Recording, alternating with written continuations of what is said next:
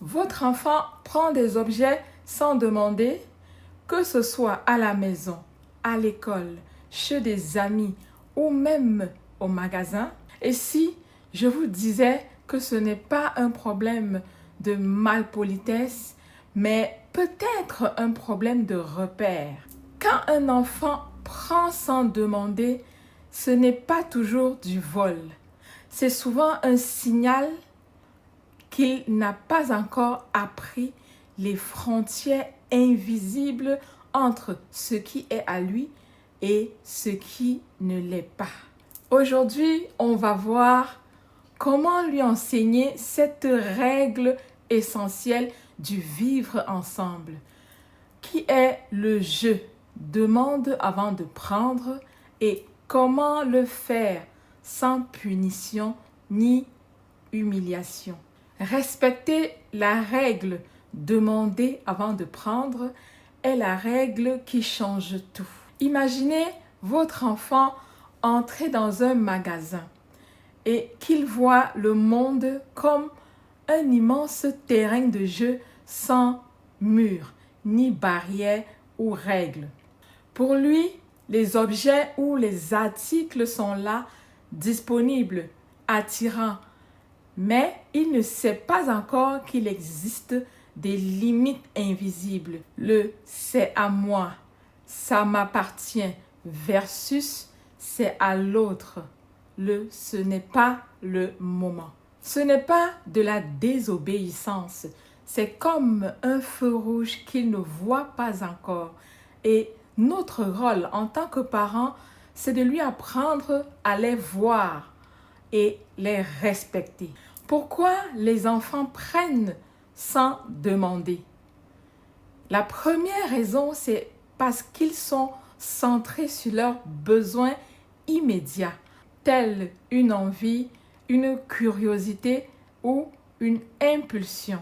La deuxième raison, c'est parce qu'ils ne comprennent pas encore la notion de propriété chez l'autre ou dans les lieux publics. La troisième raison, c'est parce que le parent n'a pas encore expliqué la règle dans différents contextes. La quatrième raison, c'est parce que certains à besoins spécifiques ont du mal à gérer l'impulsion. Prenons l'exemple de Léo qui prend les bonbons dans le tiroir de sa maîtresse.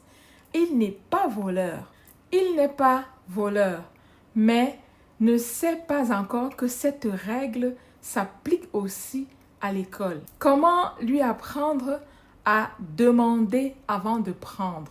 La première stratégie, c'est de verbaliser la règle avec des mots simples et visuels. Comme exemple de support visuel à ce niveau, on peut utiliser l'image d'une main sur un objet avec le symbole de interdit de toucher, suivi d'une autre image de main tendue, symbole de demander. La deuxième stratégie, c'est d'expliquer à l'enfant le pourquoi.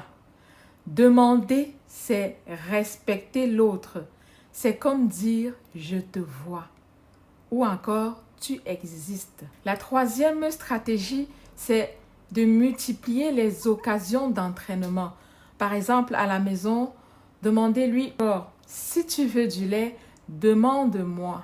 Un autre exemple, chez les autres, dites à l'enfant avant de toucher un jouet chez ton ami, demande-lui ou demande à son parent. Dans le magasin, dites à l'enfant, tu peux regarder, mais tu ne prends rien sans autorisation. Tu demandes avant de prendre ou avant de toucher. La quatrième stratégie, c'est de jouer à faire semblant de demander. Un jeu de rôle quotidien où on fait semblant de vouloir prendre et on s'entraîne à dire « Est-ce que je peux toucher ou prendre ?» Cinquième stratégie, féliciter l'enfant à chaque demande spontanée ou lorsqu'il fait une demande de façon spontanée. Et montrez-lui que vous êtes fier de lui. Bravo, tu as demandé avant de prendre. Je suis fière de toi. Vous pouvez même aussi lui faire un câlin. Ce sont des gestes qui favorisent ou multiplient l'apparition des comportements attendus chez l'enfant. Prenons l'exemple de Emma, 6 ans, qui prenait sans prévenir les affaires de ses camarades de classe. On a tout simplement affiché une carte ou un pictogramme stop ou interdit de toucher, suivi d'une main tendue pour je demande d'abord, et en 2 semaines, son comportement a changé.